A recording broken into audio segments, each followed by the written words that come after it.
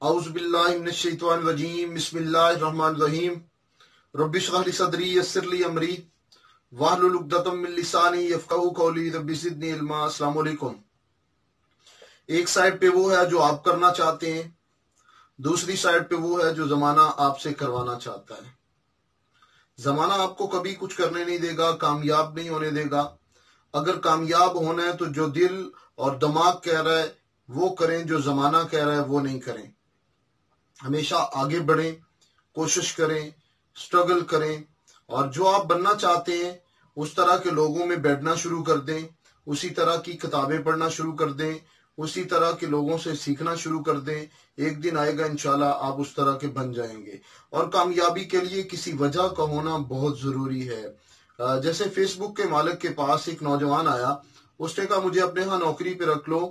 اس نے کہا تجھ جیسے بندے کو میں چپڑاسی نہیں رکھتا، دفع آ جائے یہاں سے۔ اس نے اسے وہاں سے نکال دیا۔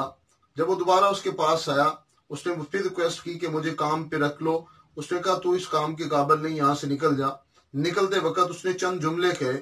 اس نے کہا 2 سال بعد تجھے ملوں گا، تیرے برابر کوئی کمپنی کھڑی نہ کی تو اپنے باپ کی اولاد نہیں ہوں۔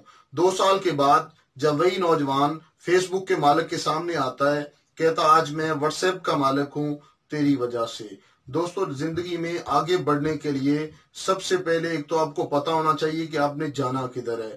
زمانے کے کہنے پہ نہیں، اپنے کہنے پہ جو دل اور دماغ کہتا ہے وہ کریں۔ اور دوسرا، آپ کے پاس ایک بڑی وجہ ہونی چاہیے۔ اگر آپ کے پاس کامیابی کی کوئی بڑی وجہ ہے تو دنیا کی کوئی بھی طاقت آپ کو روک نہیں سکتی۔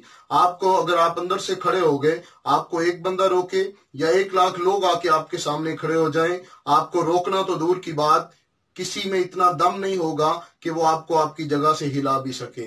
تو آج دوستو، لائف میں آگے بڑھنے کے لیے دل اور دماغ کی سنیں اور اپنی وجہ تلاش کریں۔ بغیر وجہ کے آپ کبھی بھی کامیاب نہیں ہو سکتے۔ اللہ حافظ۔